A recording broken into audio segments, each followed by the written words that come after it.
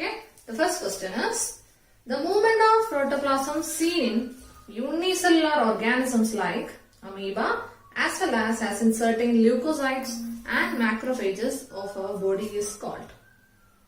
Okay, അപ്പം നമ്മൾ പറഞ്ഞിട്ടുണ്ട് 3 തരത്തിലുള്ള മൂവ്മെന്റ് ഉണ്ട് അല്ലെ. അമീബോയിഡ് ഉണ്ട്, സീലിയറി ഉണ്ട്, അതേപോലെ മസ്കുലാർ ഉണ്ട്.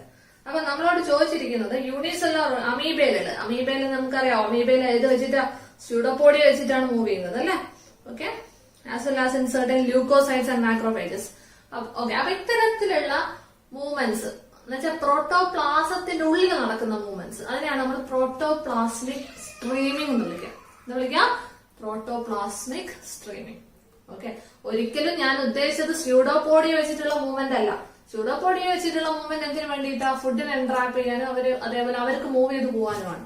ഇത് ഞാൻ പറയുന്നത് അവരുടെ പ്രോട്ടോപ്ലാസത്തിന്റെ ഉള്ളിൽ എന്ന് വെച്ചാൽ ബോഡിയുടെ ഉള്ളില് സെല്ലിന്റെ ഉള്ളിലുള്ള പ്രോട്ടോപ്ലാസത്തിന്റെ മൂവ്മെന്റ് എന്ന് വെച്ചാൽ ബോഡിന്റെ ഉള്ളിൽ ഇപ്പൊ ല്യൂക്കോസൈറ്റ് എന്ന് പറയുന്ന ഒരു സെല്ല്, ആ സെല്ലിന്റെ ഉള്ളിലുള്ള കണ്ടന്റുകൾക്ക് അങ്ങോട്ടും ഇങ്ങോട്ടും മൂവ് ചെയ്യണമെങ്കിൽ ആ movement ആണെന്ത്? Protoplasmic streaming. So the answer is B. Okay, അടുത്ത question. Pick out the true statement from the following.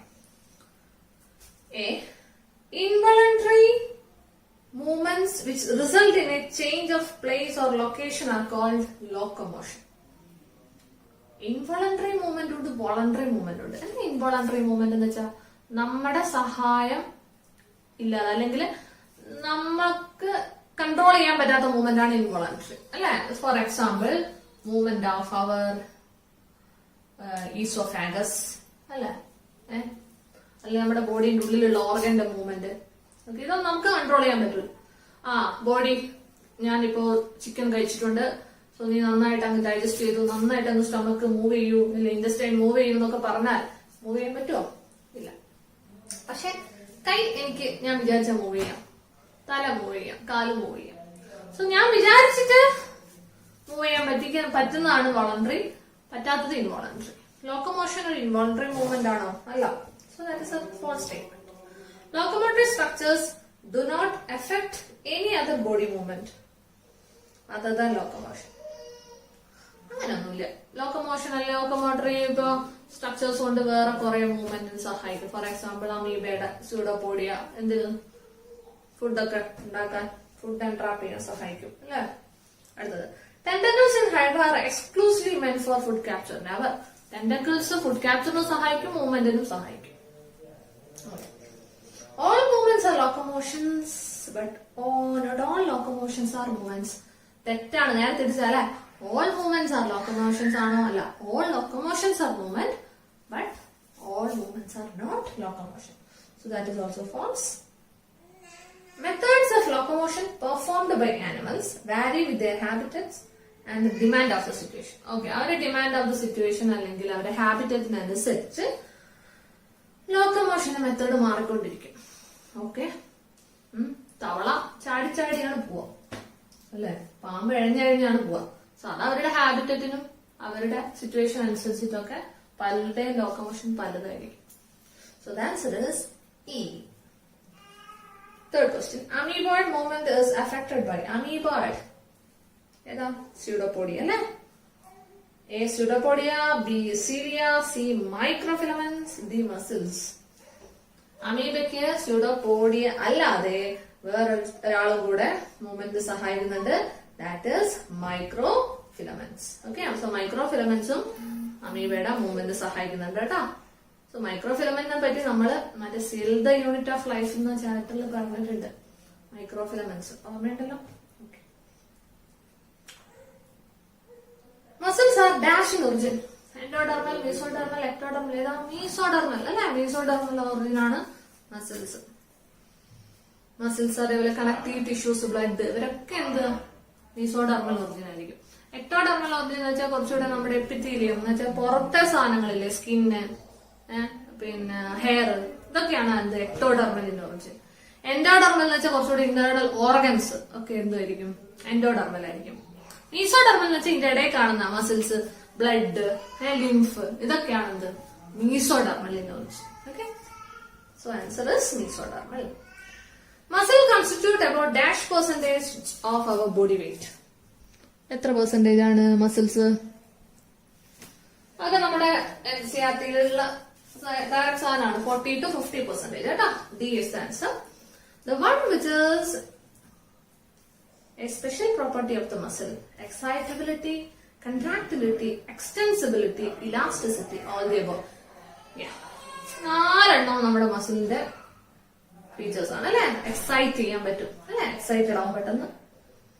Contractility, muscle contraction നടക്കും പെട്ടെന്ന്. എക്സ്റ്റൻസിബിലിറ്റി, വലിച്ചു നീട്ടാൻ പറ്റും. ഇലാസ്റ്റിസിറ്റി, ഓക്കെ, ഇലാസ്റ്റിക് ബിഹേവിയർ, ഇതൊക്കെ നമ്മുടെ മസിലിന്റെ ക്യാരക്ടേഴ്സ് ആണ്. Dash are not usually seen in the inner walls of female reproductive tract. Female reproductive tract inner വാളിൽ കാണാത്തത് smooth muscle. Definitely smooth muscle കാണും, കാരണം വിസറൽ ഓർഗൻസുമായിട്ട് ബന്ധപ്പെട്ട മസിലാണ് സ്മൂത്ത് മസിൽ ഉണ്ട്. സ്മൂത്ത് മസിൽ അഥവാ visceral muscle. So B is also answer. Cilia ഉണ്ട് അല്ലെ. സീലിയ ആണ് നമ്മുടെ ഫെലോപ്പിയൻ ട്യൂബിൽ ഓവത്തിന്റെ ട്രാൻസ്ഫറിനൊക്കെ സഹായിക്കുന്നത്. സീലിയ ഉണ്ട്. Involuntary muscle, involuntary smooth muscle ഒരു ഇൻവോളണ്ടറി മസിലാണ്. വോളണ്ടറി ആണോ? സ്കെലിറ്റൽ മസിലാണ് വോളണ്ടറി അല്ലെ. സ്മൂത്ത് മസിലും കാർഡിയാക് മസിലും ഒക്കെ ഇൻവോളണ്ടറി മസിൽസ് ആണ് നമ്മൾ പഠിച്ചിട്ടുണ്ട്. So answer is skeletal muscle. C is the answer. Skeletal muscle കാണോ? ഇല്ല. Next question. One of the following is not true of skeletal muscle. തെറ്റായ കാര്യങ്ങളാണ്. സ്ട്രൈറ്റഡ് ശരിയാണ്. സ്കെലിറ്റൽ മസിൽ സ്ട്രൈറ്റഡ് ആണ്. ഡാർക്ക് ആൻഡ് ലൈറ്റ് ബാൻഡ് കാണുന്നുണ്ട്. Under the voluntary control of nervous system definitely ശരിയാണ്. Involve in locomotory action ശരിയാണ്. Assist the transportation of food through digestive tract ആണോ? No. Digestive ട്രാക്ടിലൂടെ food പോകാൻ സഹായിക്കുന്നത് visceral muscles ആണ് അല്ലെ. ആണോ? നമ്മുടെ ഇയാളാണോ? സ്കെലിറ്റൻ ആണോ? അല്ല. So helping changes of body postures. Answer D. Okay. അടുത്ത question. Skeletal muscle is made up of bundles, fascicles അല്ലെ. fascicles അഥവാ muscle bundle. A is the answer. One of the following is not a part of the muscle fiber: sarcoplasm, sarcoplasmic reticulum, sarcolemma, neurolemma. ന്യൂറോലെമ്മ ആരാ? ന്യൂറോലെമ്മ അല്ലെ. ബാക്കിയൊക്കെ നമ്മുടെ മസിലായിട്ട് ബന്ധപ്പെട്ട ആൾക്കാരാണ്. The sarcoplasmic reticulum is a storehouse of calcium ions. One of the following statement is not applicable to myofibrils: presence of alternate dark and light band. Definitely ഉണ്ട്. They are parallelly arranged in the sarcoplasm. അതെ, parallelly arranged ആണ് നമ്മൾ പറഞ്ഞു. Actin and myosin are arranged parallel to their longitudinal axis. Definitely ശരിയാണ് അല്ലെ. longitudinal axis അങ്ങനെയാണെങ്കിൽ നമ്മൾ അവിടെയാണ് ആക്ടിനും മയോസിനും അങ്ങനെ പാരലൽ ആയിട്ടാണ് കാണുന്നത് അല്ലെ. ആണ്. പിന്നെ each myofibril is made up of a number of muscle fibers. Each myofibril is made up of number of muscle fibers, and each muscle fiber is made up of number of myofibrils. നേരെ തിരിച്ചാണ് അല്ലെ. So the answer is D. D is wrong answer. 15 D അല്ലേ? എന്തോ ഒരു doubt എനിക്ക്. 15 D ആണ്. Yes, sorry, പെട്ടെന്നൊരു doubt അല്ല. ശരിയാണ്. ഫ്രണ്ട്സ്, എ ബാൻഡ് കണ്ടേ. എ ബാൻഡ് എന്ന് വെച്ചാൽ അനൈസോട്രോപിക് ബാൻഡ്. അനൈസോട്രോപിക് ബാൻഡ് എന്ന് വെച്ചാൽ ഏതായിരുന്നു? നിങ്ങൾ പറ. അനൈസോട്രോപിക് ബാൻഡ്, എ ബാൻഡ് ഓർമ്മയില്ലേ? ഞാനിങ്ങനെ മയോസിൻ വരച്ചു. ഇവിടെ ആക്ടിൻ ഉണ്ട്. സോ മയോസിൻ ഈ ഒരു സ്ഥലമാണ് അല്ലെ. ഇത്രയും സ്ഥലമാണ് എന്ത്? എ ബാൻഡ് അല്ലെ. സോ ഇതില് നമ്മുടെ മയോസിൻ മാത്രമാണ് ഉള്ളത്. ആക്ടിനും ഉണ്ട്. റൈറ്റ്. ഓക്കെ. അപ്പൊ ആക്ടിനും മയോസിനും എ ബാൻഡിൽ കാണുന്നുണ്ട്. സോ എ ബാൻഡ് ആരാ? ആക്ടിൻ ആൻഡ് മയോസിൻ കേട്ടോ. അപ്പൊ ഒരിക്കലും നിങ്ങൾ എ ബാൻഡ് കേട്ടപാട് മയോസിൻ, എ ബാൻഡ് എന്ന് പറയുന്ന സ്ഥലത്ത് ആരൊക്കെ കാണുന്നുണ്ട്? ആക്ടിനും ഉണ്ട്, മയോസിനും ഉണ്ട് കേട്ടോ. ആക്ടിനും ഉണ്ട്, മയോസിനും ഉണ്ട്. ഓക്കെ. ശരിക്കും പറയുകയാണെങ്കിൽ ഇത് നോക്കിയേ, ഇതിപ്പം ഇങ്ങനെ നമ്മുടെ മസിൽ കൺട്രാക്ഷൻ കൂടുന്നതിന് അനുസരിച്ച് ഇതിങ്ങനെ ഇങ്ങോട്ട് കയറി വരും. ഓവർലാപ്പ് ചെയ്ത് വരും. നമ്മുടെ എക്സസോൺ ഒക്കെ അങ്ങ് ഡിസപ്പിയർ ആയി പോകും. പിന്നെ ഓക്കെ, ഇങ്ങനെ വരും. പിന്നെ റെസ്റ്റിംഗ് സ്റ്റേറ്റിലാണ് നേരെ ഇത് ഇങ്ങോട്ടേക്ക് ആയിട്ട് പോകുന്നത്. മസിൽ കൺട്രാക്ഷൻ തുടങ്ങി ഇവരിങ്ങനെ അവിടുന്ന് ഇങ്ങനെ വന്ന് എക്സസോൺ ഒക്കെ അങ്ങ് പോയി മാക്സിമം കൺട്രാക്റ്റഡ് ആവും. ഓക്കെ, സോ മയോസിന്റെ ഈ ഒരു ഏരിയനെ മാത്രമാണ് എ ബാൻഡ് എന്ന് പറയുന്നത്. പക്ഷെ ആ ഒരു സ്ഥലത്ത് ആരും വരുന്നുണ്ട്, ആക്ടിനെയും കാണുന്നുണ്ട്. സോ ആക്ടിൻ ആൻഡ് മയോസിൻ കേട്ടോ. അപ്പൊ അടുത്ത question, sarcomere stands for region between two successive bisectors of two successive I bands. Okay, I band ഏതായിരുന്നു? ഐ ബാൻഡ് ഇത് എ ബാൻഡ്. അതിന്റെ നടുവ് കൂടെ ആരുണ്ട്? സെഡ് ലൈൻ ഉണ്ട് അല്ലെ. നമ്മള് പറഞ്ഞത് രണ്ട് സെഡ് ലൈനിന്റെ ഇടയിലുള്ള സ്പേസ് ആണ് സാർക്കോമിയർ. ഇതാണ് സാർക്കോമിയർ. സാർക്കോമിയർ രണ്ട് സെഡ് ലൈനിലാണ്. ഇനി ഒന്നാമത്തെ ഓപ്ഷൻ നോക്കിയേ, region between bisectors of successive I band. ശരിയല്ലേ? ഇത് ഐ ബാൻഡ്, അതിന്റെ ബൈസെക്ടർ ആണിത് അല്ലെ. ആ രണ്ടെണ്ണത്തിന്റെ ഇടയിലുള്ള സ്പേസ് ആണ്. ശരിയാണ്. Functional unit of muscle contraction ആണ്. ശരിയാണ്. പോർഷൻ ഓഫ് മയോഫൈബർ ബിറ്റ്വീൻ രണ്ട് സക്സസീവ് സെഡ് ലൈൻ. ശരിയാണ്. എല്ലാം ശരിയാണ് അല്ലെ. All the above. അടുത്തത്, the thin filaments of a myofibril are firmly attached. Thin filaments firmly attached to that line. Exoson in a resting muscle is represented by exoson. ഞാൻ പറഞ്ഞു ഈ ഒരു overlap ചെയ്യാത്ത ഈ ഒരു ഏരിയ ആണ് ആര്? exoson. Exoson, the center of each eye band. Center of each eye band. ആണോ? അല്ല, ഒരിക്കലുമല്ല. The central part of thick filaments not overlapped by thin filaments. ശരിയല്ലേ? സെൻട്രൽ പാർട്ട് ഇതിന്റെ സെൻട്രൽ പാർട്ടാണ്, which is not overlapped by thin filament. So that is axon 19. Answer B 20. എവിടെയുണ്ട് 20?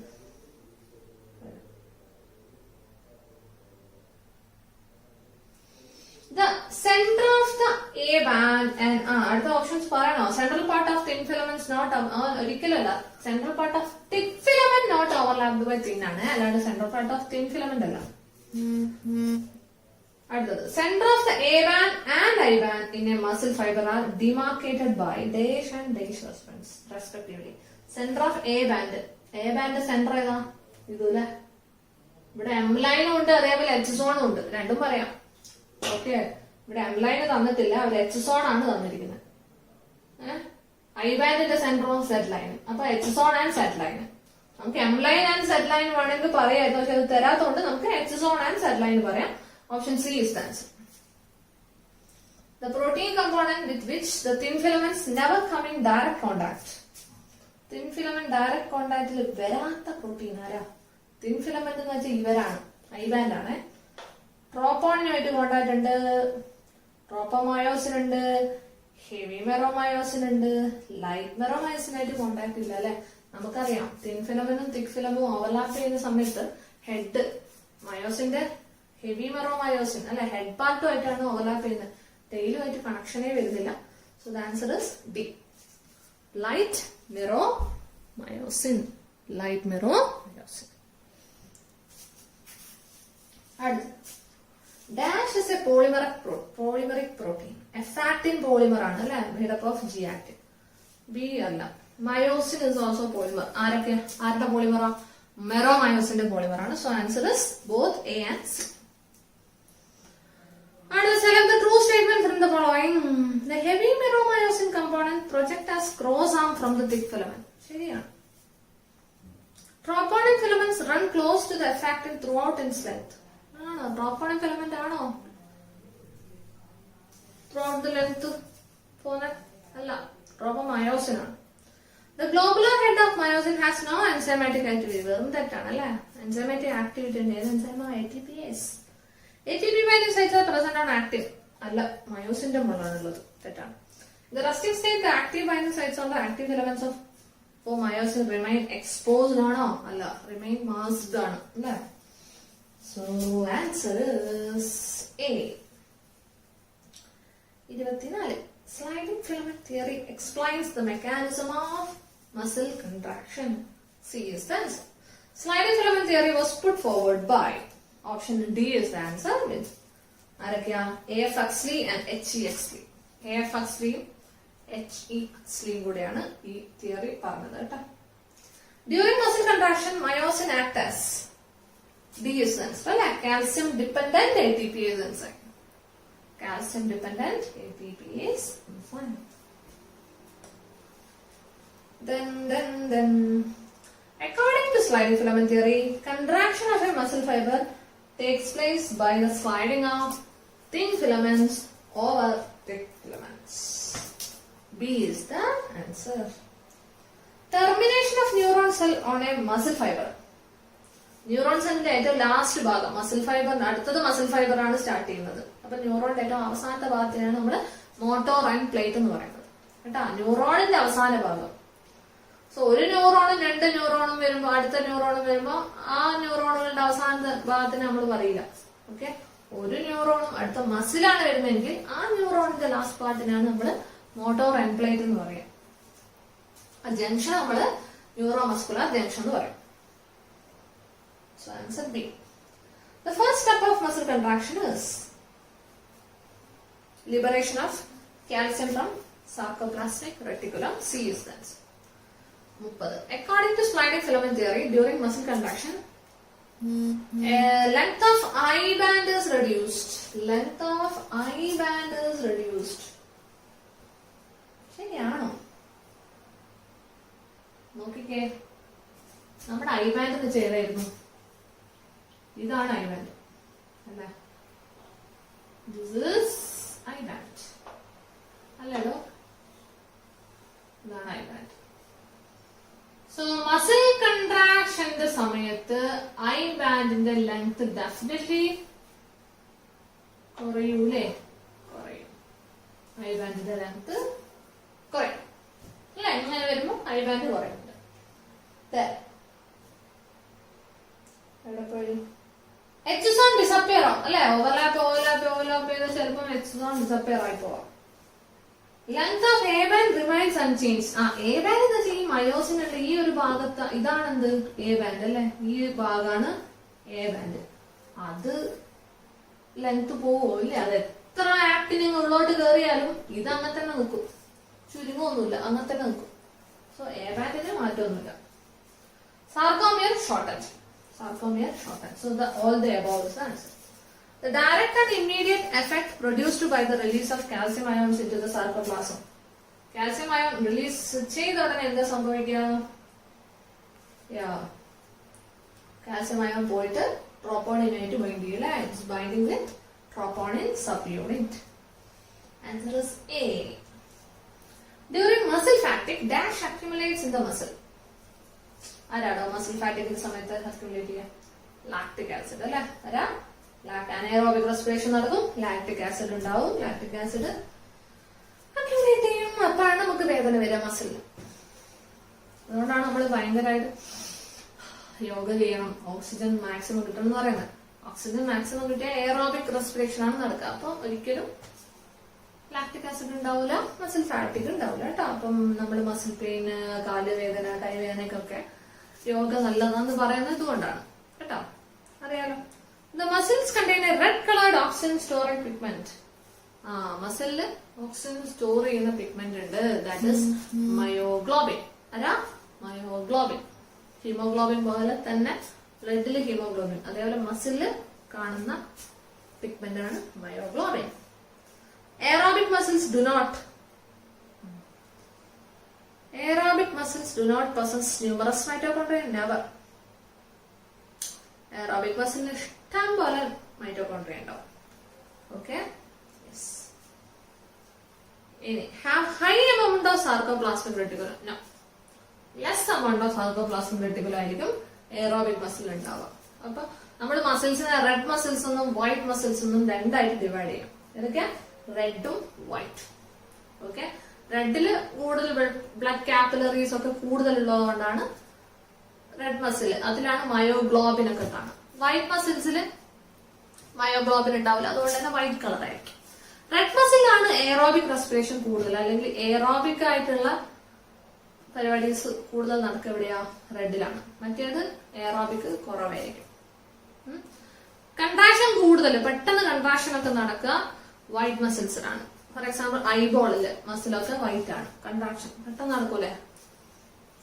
മറ്റേടത്ത് contraction പൊതുവെ slow ആയിരിക്കും. പിന്നെ എയറോബിക്കില് അഥവാ റെഡ് മസിൽസിലാണ് കൂടുതൽ മൈറ്റോകോൺഡ്രിയ കാണാം, കുറവ് സാർക്കോപ്ലാസ്മിക് റെട്ടിക്കുലം കാണാം. നേരെ തിരിച്ചാണ് വൈറ്റ് മസിൽസിൽ. വൈറ്റ് മസിൽ കൂടുതൽ സാർക്കോപ്ലാസ്മിക് റെട്ടിക്കുലം, കുറവ് മൈറ്റോകോൺഡ്രിയ. സോ ഡിഫറൻസ് NCERT-യിലുണ്ട്, വായിച്ചു നോക്കേണ്ടതാണ് കേട്ടോ. സോ ആൻസർ ഇസ് ഏതാണ്? ബി. ബാക്കി ഓപ്ഷൻ വായിച്ചു നോക്കിയേ. റെഡ് മസിൽസിൽ അഥവാ എയറോബിക് മസിൽസ് ആണ് utilise large amount of oxygen. ശരിയാണ്. അപ്പിയർ റെഡിഷ് ആണ്, കുറെ ബ്ലഡ് കാപ്പിലറീസും മയോഗ്ലോബിൻ ഉള്ളതുകൊണ്ട് റെഡിഷ് ആണ്. Have wide network of blood capillaries.